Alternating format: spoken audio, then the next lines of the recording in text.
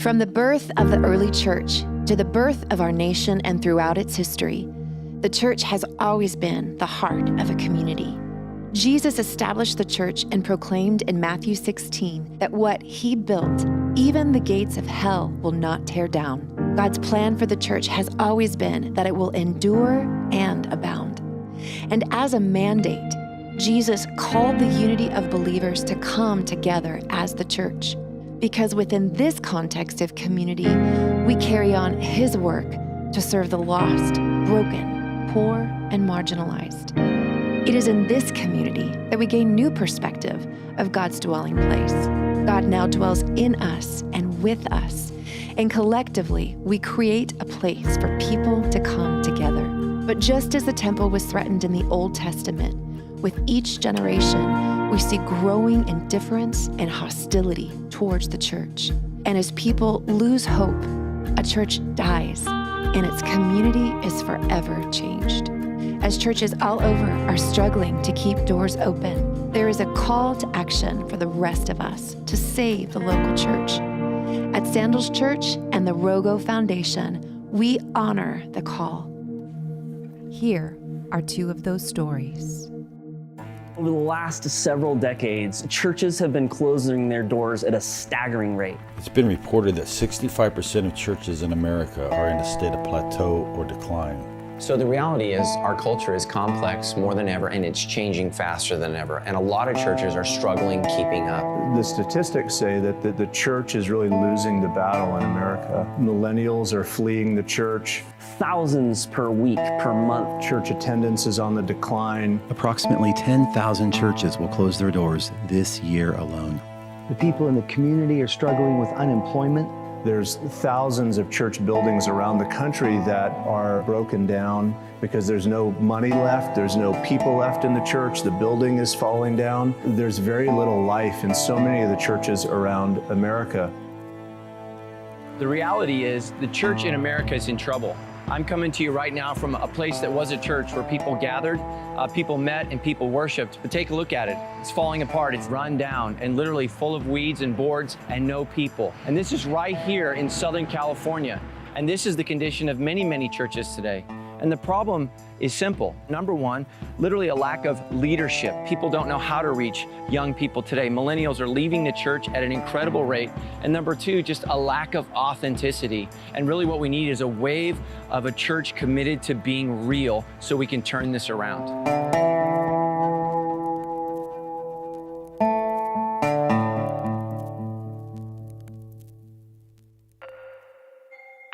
I came here as pastor in 1995, and it was myself, my wife Karen, my son Chris, my daughter Jen, and I came as the first time I'd ever been a lead pastor. And so I was coming into a church with some history, founded in 1925. My first board, everybody on the board had been here 20, 30, 40 years. And so they brought me in to bring some change and new life, and that was a tug-of-war from the start. Church had lots of pillars. They fought change. They fought everything. Might say they needed a pet rock to argue with. And so there came a point on a Saturday night in October 1999 when I said to my wife, I'm done. I've preached everything I know how to preach. I've led, I've prayed, I've fasted, I've done everything I know to do. And it's time for somebody else to come to this church, and it's time for me to go somewhere else. When Pastor Paul went to bed that night, he raised his hands to the ceiling and said, Lord, it's your church. If you want to do something with it, you do it. 2 hours later, Paul received a call that would change everything. One of the pillars of the church said to me, Pastor, the church is on fire. And I was pretty sure that was not a Pentecostal prayer meeting. And so my wife and I jumped in the car, drove down here, and we were standing out in the courtyard as 40, 50-foot flames came right out of the top of this building. It looked like a Polynesian pavilion on fire. And as I was standing there, I sensed the Lord say to me, any questions? And as I sensed God say to me, any questions? My wife looks at me and she goes, you can't leave. Listening to the voice of God, Pastor Paul and North Point began the long, hard journey of reconstruction.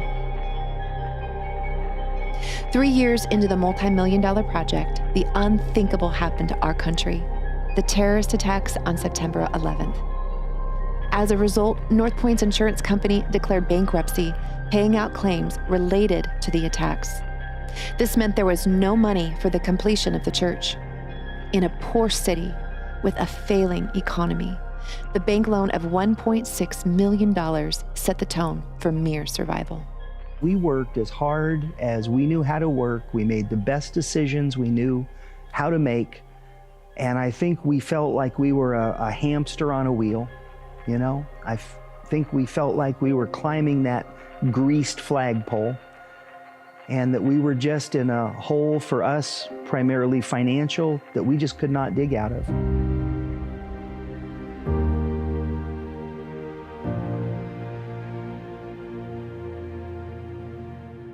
Well, a little history of Amethyst Bible Church. We were originally Westside Church of Christ, became Redlands Bible Church, and then became Amethyst Bible Church. I've been going off and on to that church since I was 17 years old. Been on many different levels of boards and worship team, children's ministry, done a little bit of everything at the church, and my husband and I did it all together. I became the president of the board the year after we had to let our pastor go. As each year went on, we had fewer and fewer and fewer folks that were still committed to the church. And it was hard because we'd been there long enough, and that was our church, and we weren't going to let it go. And we didn't know what do you do? You cry out to God and say, what should we do? We tried everything we could think of to bring people in. The emotions were very high. We were doing okay for a while, but finances were going down, and there were only a few families in the church that were keeping the church afloat. The church was small. We had about 60 people, but only 30 coming. People were not wanting to tithe. Some people just didn't have the money to tithe. And how do you reach out to people? How do you get people in? We tried everything, it seems like. That was the thing that we just could never figure out. It's like, God, what do you want us to do? We don't want to lose this place. We think we're called to be here. There's people we need to reach. It's all our friends and family. What do we need to do to make this work? And we talked about it. We just didn't understand what would happen. Would we actually just shut the doors and turn off the lights and hand the bank the keys and say, we just can't do this anymore? I don't know that I ever completely lost faith that the church would survive. I just had no idea how it was going to survive. So many churches find themselves in a spot where they don't know what to do. Either it's a senior pastor that's sunsetting their career and they're struggling. They're not sure how to turn the church around. You may have an elder board or a pastoral search committee that's looking for a new pastor and they can't find one. So many churches are in a spot where they don't have enough money to pay the right kind of leader and pastor to turn the church around, and so they're stuck. And we're seeing this all over the country. In 1997, as a youth pastor in Huntington Beach, California, Pastor Matt Brown shared a dream with his boss: to plant a church where people could be real with themselves, God, and others. He left that meeting without a job and a check for 2 weeks severance. Matt, along with his wife Tammy and their infant daughter, decided it was an opportunity to reconnect with friends from their college days at Cal Baptist University and start the church that they had always dreamed about. That summer, Matt and Tammy met in their living room with 8 other people to begin the process of planting what is now Sandals Church, a place where people could be real, sharing the ugliest parts of themselves, and be loved and accepted. How beautiful are the feet that bring the good news became the founding verse. And as God brought more people who connected with his vision of authenticity, Sandals Church grew. Literally, God has just blessed this ministry, blessed this movement, and we just have seen thousands of lives that were changed because authenticity allowed God to change my life and change my life and my relationship with my wife and my relationship to my kids and my friends, and it's been absolutely incredible. For North Point, the reality of how desperate things had become began to sink in. Attendance was down, which meant the weekly giving was less than expected. The bank was hinting that an ultimatum was coming: give up and hand the bank the keys to the building, or sell the property. It was during this time that Paul's son, Chris, joined the staff to help his father. On the Strengths Finder, my son is an activator, which means he's kind of a let's do it, let's start, let's go, and we'll figure it out as we go. I'm like, man, we don't ever need a building. Like, we can just go, we can meet in fields and we can do it. I was young and idealistic. I'd be saying, hey, let's think about this. And my son would be chomping at the bit. And Chris would be like, no, Dad, we've thought about it enough. And it's time to make a decision. Let's go. And eventually we ended up in an Elks Lodge, 20 people a week. It was terrible. A lot of people didn't come with us, that they really kind of liked the church building and property. And so the church struggled. I remember a Sunday morning, a young man in the church, or guy came up to me, and he walked up and he said, hey, Chris, he said, when do we close our doors? The blessing and the curse of a small church is you know everybody, and everybody knows each other, and you know their life and their story, and you're all together, and you're just working and helping, and everybody's got some duty covered, and that's great. But at some point in time, you realize we're all getting older. There's no younger people here. That we're not doing anything. We're not reaching anybody else for Christ. It's just we're kind of ministering to ourselves. My husband and I and a few others did pretty much everything at the church. And we can't do that anymore. We're getting a little bit too old for that. It's great to have keys to all the doors and know where everything is and really feel part of it. I mean, we've got our handprints in the concrete under the carpet in the main hall there. I mean, it's important. But at some point, you have to realize, how's God going to use this facility? How's God going to use this church? And I was sitting in my office listening to Pastor Matt and the anchor theory. I just had this feeling that I needed to go out. I walked out to my husband in the other room, and I asked him, do you think we should call Sandals? I just felt it in my heart that we should call. I feel like it was God's voice telling me to call. In a matter of time, North Point moved back to the original property, but not without paying a price. The credit union was willing to come to the table with some options to refinance their loan, but with a new ultimatum. They would only fund the loan with one pastor on staff. With the future of North Point and its people as his priority, Pastor Paul stepped down, and his son Chris took the helm. We were about 80 people or so at that point. We had just been back from the Elks Lodge, about a year, trying to figure out how to make things happen here. Chris was constantly reaching out to try to get some help, get some understanding, like, what can I do to grow? What can I do this? Then it was Peggy from KSGN talked to Chris and was like, hey, so we've got this idea. So doing what I always do it scared, I dialed that phone number. And I said, you don't know me, but I really believe that you can make a difference here. So I told her, I'm on a mission trip, and I'll meet with you when I get back. And so we went, and we sat, and we talked. So he came to KSGN, and for 3 hours we chatted and started sharing about my city, the crazy brokenness. She said, I attend Sandals Church. Have you ever heard of it? I said, yeah, once or twice.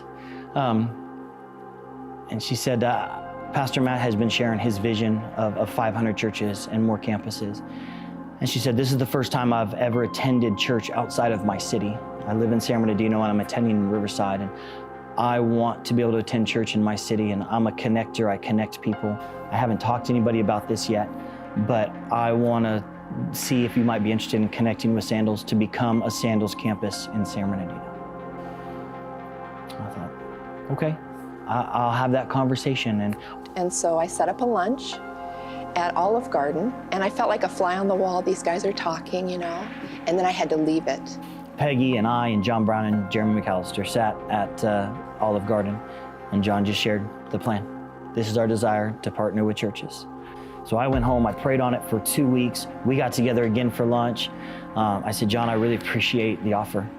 I really love Sandals, I love what you're doing. I said, I've been lead pastor now for 4 months. Things are happening, we're growing. I don't think it's the right time. And so I told him no.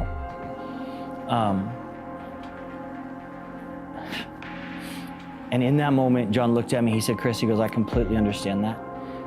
He said, but I love you and I want to see this church succeed. He said, can I just walk with you guys through this next season and make available to you anything we can to help? And my first thought was, sure you will. I just told you no. I'm not going to hear anything again. And lo and behold, 2 weeks later, John calls me, hey Chris, can you do lunch? And 2 weeks after that, hey Chris, can you do lunch? We didn't talk about merging. We talked about me, talked about my growth. We talked about the church. Literally, there are thousands of churches just like this, struggling to pay their bills, struggling to meet the needs of the people who still call this church home, struggling to reach their community, struggling to keep up with literally dilapidated facilities that need so much time, attention, care, and resources. And a lot of people in churches like this are just saying, what can we do? What do we still have to give? Is God done with what we've done here? And the reality is no.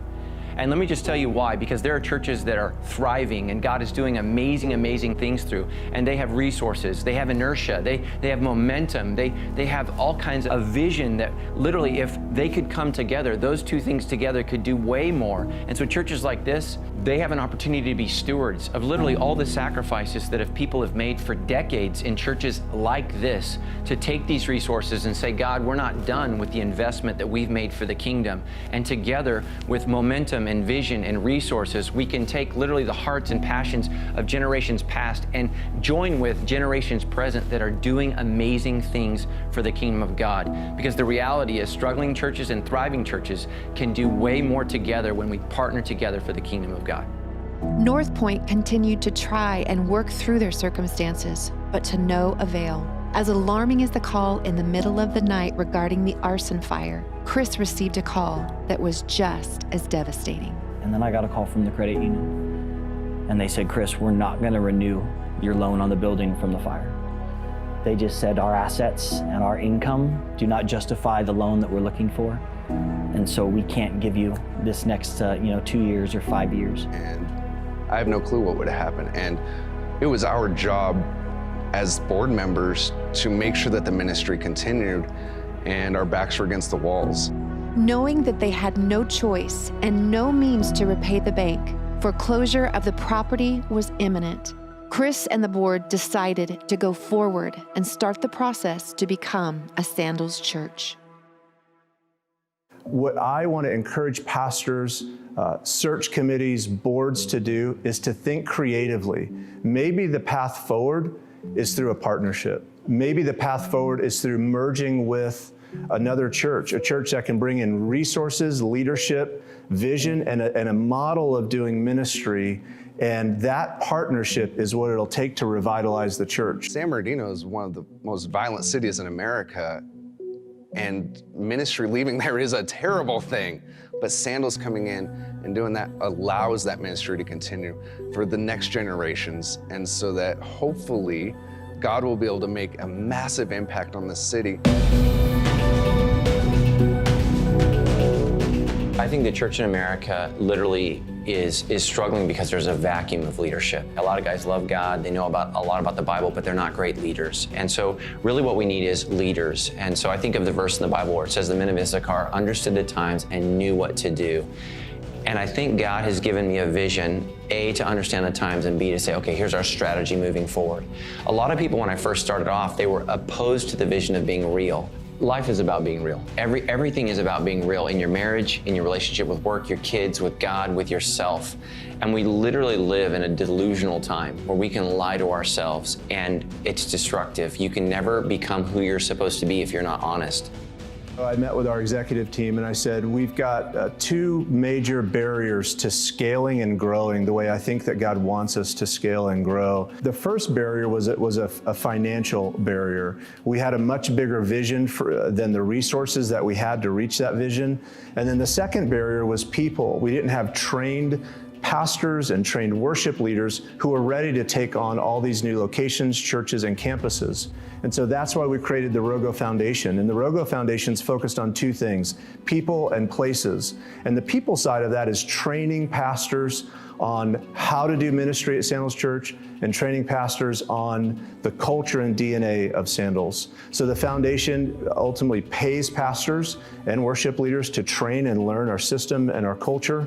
The second thing that the foundation does is about places, and that is where we're revitalizing local churches to be growing and thriving by putting in our leadership team, by putting in our system, our methodology of ministry. Revitalizing and replanting churches is really important to the ROGO Foundation because we recognize that so many churches are struggling with figuring out how to reach people today. The way that the local marketplace changes over time, the way that the makeup of the community changes and evolves over time. The culture shifts every 10 to 15 years, and it shifts radically when we think about the Generation Z that's coming up now, a very different generation from the generations of past. Many churches will look at the way we did it in the 80s worked, and we're going to keep doing it the same way. And the problem with that is that it doesn't work the same. The message stays the same. The message of Jesus stays the same, but the delivery vehicle has to change. The history of Amethyst and Redlands Bible Church was never lost in that whole process. The first time we met, they charted out the history of the church. They asked us questions about how did you start? Where did you come from? Where did you move next? What, how did things change? And so we talked about that for an hour and really laid out a picture, even for us, of what the church had been all about. It felt very respectful. It felt like, okay, you've accomplished something here as this group of believers in this small church, and you've built this building, and you've made commitments, and you've financed it, and when nobody else thought you could. They respected that and understood that, and then started to talk about, what's the vision? Where do we want to go? And how do we accomplish that? And I think it really helped us feel better about, you pray that God would do something to change the circumstance and bring more people, and then here comes this church that says, we can do this. There is nothing like walking onto a church property and the church seeing it where it's falling apart in its current state, where we're beginning the conversation with the pastor, with the elders about a potential merge, and then seeing the merger happen some months later, seeing the remodel happen, and then we open the doors that next weekend and seeing just something come alive. I mean, it is incredible. We want to see this revitalization happen across the country, and we're committing all the resources we absolutely can to make it happen. Launch day was so exciting. We went from 30 people to 600 people in a matter of a week. It was so exciting, and it's still thrilling. You pray that God would do something to change the circumstance and bring more people, and then here comes this church that says, we can do this. We're doing it now, and we've got hundreds of people out in this area already that are just looking for a campus, and so it got really exciting. But the sensitivity to our feelings was palpable. It was there all the time and very carefully done. And so that really sold me on Sandals as an organization who knew how to not just gobble you up, as part of a growth spurt, but to really look for, the connection and the philosophy and vision of reaching people for Christ. And it came together, and it felt very natural to us. To be standing in this room, seeing what God was doing, I was just blessed and excited to see what's going to happen next. And here's the whole stage and the lights. The worship team got up and they began to worship. And when they began to worship, and I felt the energy in the room, and I just felt the spiritual life and the unity. And to be really simple, I just felt Jesus.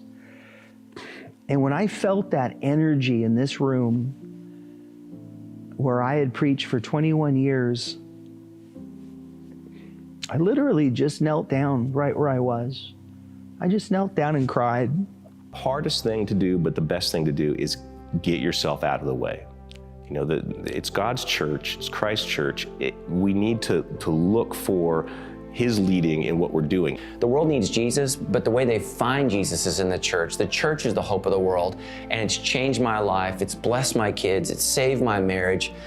Sandals Church is my family. I love these people. I close almost every service with these words, I love you. I love you, Sandals Church. God. And that's because I do.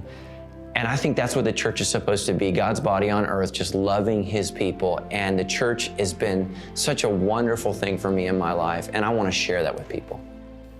It's like having a front row seat to a miracle. I get a little emotional, but it's been amazing to pray so hard for something. You don't know how it's going to happen, and then God actually does it in a way you never could have imagined. Excuse me, I'm sorry. So it's been stunning to see the number of people and the growth from the community itself, not just all existing Sandals members who said, oh, this is closer to home, I'll go there, but there's been a large percentage of growth there over the last couple of years that are people out of Mentone and Redlands and coming for the first time. That's been amazing, and I guess it helped me learn that I can't pray big enough for what God's able to do sometimes, and that's what happened out there. Throughout the whole Bible, we see the grand design of God is to dwell among and within his people. When Solomon dedicated the temple, he acknowledged that even the highest heavens cannot contain God. Yet he humbly asks that God come fill this place. And it is here, among his people and within the hearts of those who love him, where God receives pleasure and honor. A well-built structure or a well-built life is empty if God does not dwell within. When the temple was left in ruin, God tells his people they must rebuild. It was not about restoring a building to its former glory, but rather giving God a place for his glory to be displayed. He tells his builders in Haggai chapter 2, "Be strong, all you people still left in the land, and get to work, for I am with you. My spirit remains among you, just as I promised." God is in the business of restoration. Everything he does is with that purpose in mind.